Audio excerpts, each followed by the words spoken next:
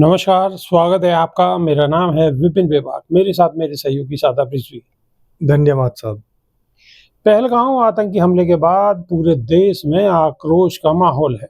इस बीच all India Majlis-e-Ittehadul मुस्लिमीन यानी AIMIM के चीफ असदुद्दीन ओवैसी ने पाकिस्तान को आड़े हाथों लिया है। ओवैसी ने कहा है कि लश्कर-ए-तैयबा पाकिस्तान हुकूमत की नाजायज औलाद है। ओवैसी ने पाकिस्तान को आतंकवाद का गढ़ बताया। ओवैसी ने कहा है कि पाकिस्तान को कमज़ोर करना बहुत ज़रूरी है। उन्होंने कहा है कि पाकिस्तान बरसों से अपने मुल्क में भारत के खिलाफ आतंकवादियों को ट्रेनिंग देता है। ये LED यानी लश्कर-ए-तैयबा पाकिस्तान हुकूमत की नाजायज़ औलाद है। फिर आप ये भी जानते हैं कि हमारे भारत देश के संविधान का आर्टिकल 355 जो इस बात को कहता है कि अगर किसी रियासत पर बाहर से हमला होता है तो उसे रोकें, हमको इस बात की इजाज़त करता है कि हम अपने एथिकल हैटर्स के जरिए उनकी हैकिंग करें। ओवैसी ने कहा है कि पाकिस्तान किसी भी तरह से भारत की बराबरी पर नहीं है। ओवैसी ने कहा है कि पाकिस्तान का जितना बजट है उतना तो भारत का मिलिट्री का बजट है। उन्होंने ये भी कहा है कि पाकिस्तान आतंक का गढ़ है और वह अवैध पैसे के जरिए आतंकवादियों को पाल रहा है। पहलगाम में हुए आतंकी हमले के बाद NIA ने जांच शुरू कर दी है। NIA चश्मदीद गवाहों के बयान दर्ज कर रही है। इसके साथ ही एक स्थानीय फोटोग्राफर की भी मदद ली जा रही है। उसने आतंकी हमले का वीडियो भी बनाया था। शादाब रिजवी। ऑल इंडिया मजलिस-ए-इत्तेहादुल मुस्लिमीन यानी AIMIM के जो चीफ हैं असदुद्दीन ओवैसी, उन्होंने पाकिस्तान को सीधी सीधी खरी खोटी सुनाई है। देखिए, असदुद्दीन ओवैसी के खरी खोटी सुनाने से कुछ नहीं होगा। खरी खोटी जिनको सुनानी चाहिए वो नहीं सुना रहे हैं। असदुद्दीन ओवैसी जैसे लोग, जिनको हमेशा से कहा जाता है कि देश के अंदर जहर घोलने का इतना ही काम वो करते हैं जितना कि RSS के और बजरंग दल के लोग करते हैं। तो अगर जहर घोलने वाले लोग आज पाकिस्तान को कोस रहे हैं तो उनका कोसना सिर्फ और सिर्फ उस हद तक सही है कि वो अपने आप को बचा रहे हैं कि कहीं ना कहीं असदुद्दीन ओवैसी ने भी पाकिस्तान की बुराई की है। लेकिन हकीकत में तो जो उन्होंने बताया कि आर्टिकल 355 हमें इजाजत देता है कि बाहरी अगर कोई रियासतें हमारे मुल्क के ऊपर हमला करती हैं तो उनको मुंह तोड़ जवाब देना चाहिए। लेकिन अभी तक जवाब क्या दिया गया? जवाब में अभी तक 16 यूट्यूब चैनल बंद किए गए हैं। तो क्या यह काफी है? हमारे देश के 28 लोग तो वहां मरे जो कश्मीर के अंदर मरे हैं।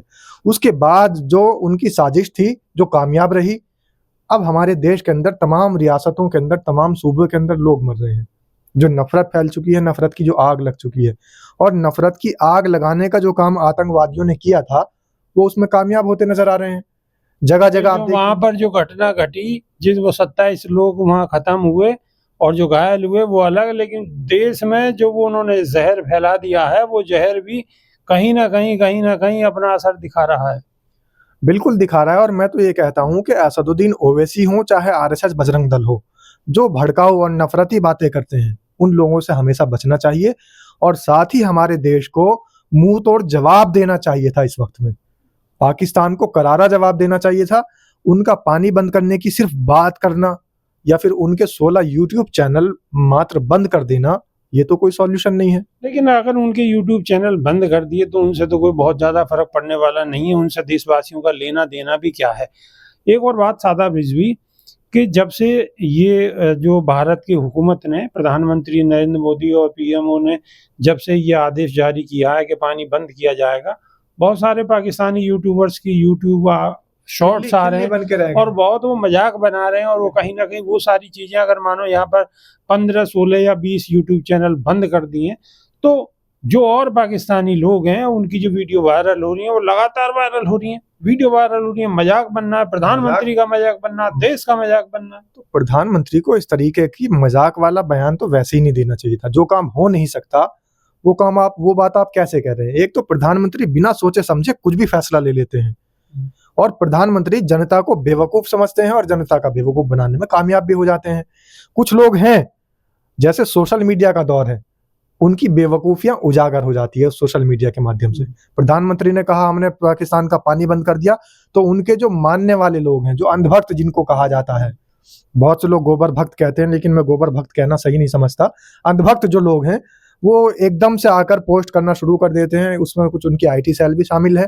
वो पोस्ट के जरिए बताते हैं कि पाकिस्तान अब प्यासा मरेगा, पाकिस्तान अब कुत्ते की मौत मरेगा, पाकिस्तान के पास एक बूंद पानी नहीं बचा। लेकिन सच्चाई सोशल मीडिया के माध्यम से जब समझ में आती है, क्योंकि सरहद पार के भी कुछ यूट्यूबर्स हैं, सरहद पार पे भी सोशल मीडिया चलती है, सोशल मीडिया पे किसी एक देश का तो कब्जा है नहीं, सोशल मीडिया तो इंटरनेशनल प्लेटफॉर्म है। तो सोशल मीडिया के माध्यम से जब हमारे देश का मजाक बनाया जाता है और देश का प्रधानमंत्री मजाक बनकर रह जाता है, वहां पर छोटे छोटे छुटभैया टुच्चे मुच्चे जो यूट्यूबर्स हैं और टुच्चे मुच्चे इन्फ्लुएंसर हैं, वो उठाकर अपने टॉयलेट में जाकर वीडियो बनाते हैं कि मैं टॉयलेट में बैठा हूँ, मोदी जी पानी छोड़ दीजिए। कोई कह रहा है मैंने मुंह पे साबुन लगा रखा है, आंख में मिर्च लग रही है, मोदी जी पानी छोड़ दीजिए। कोई कह रहा भाई मेरा तो प्यास से गला सूख रहा है, मोदी जी पानी छोड़ दीजिए। तो इस तरीके की मजाक बनाकर रख दिया देश के प्रधानमंत्री ने अपने आप को। इस तरीके का बचकाना बयान देने से पहले मोदी जी जैसे प्रधानमंत्री को कम से कम 100 बार सोचना चाहिए था। क्योंकि मोदी जी खाली प्रधानमंत्री नहीं है, हम सबके प्रधानमंत्री हैं और हम सब की भी कहीं ना कहीं इज्जत और मान सम्मान का मसला बनता है। मोदी जी की बेइज्जती है तो देश की बेइज्जती है, हमारी बेइज्जती है। और मोदी जी तो बोलकर चुप होके बैठ गए, पता नहीं कहाँ चले गए। अब 16 यूट्यूब बंद करने की बात गृह मंत्रालय से सामने आई है, उसके बाद पहले तो एक साहब इसमें एक चीज और सामने आ रही है कि जो सवाल उठा रहे हैं, जो मीडिया या इंडिविजुअल लोग जो सवाल उठा रहे हैं कि भाई ये घटना हुई, ये सरकार जिम्मेदार है, प्रधानमंत्री जिम्मेदार है, उन पे केस हो रहे हैं। निहाल सिंह राठौर, उन पे सुना है कि उन पे जो है देशद्रोह का केस लगा दिया है। देखिए, ऐसे लोगों को जिनको सवाल पूछना चाहिए था, जो देश की मेन स्ट्रीम मीडिया है, वो तो सवाल पूछती नहीं। और जो प्रधानमंत्री को जवाब देने चाहिए थे, प्रधानमंत्री से जो सवाल और इंटरव्यू होने चाहिए थे, वो देश की मीडिया करती नहीं। अब अगर कोई व्यक्ति सवाल उठाता है तो उसके ऊपर देशद्रोह का मुकदमा हो जाता है। इस बात का ये सबूत है कि कहीं ना कहीं मीडिया भी डर के साए में है या फिर लालच में है। दोनों में से एक बात तो है, मीडिया लालच दिया जा रहा है या फिर डराया जा रहा है। मीडिया डर के साए में है या लालच के साए में है, कौन से साए में है? कमेंट के माध्यम से आप अपनी राय रख सकते हैं। हमें बेसब्री से इंतजार रहेगा। अभी के लिए सिर्फ इतना ही। नई वीडियो में फिर रूबरू होंगे। बहुत बहुत शुक्रिया। नमस्कार। धन्यवाद साहब।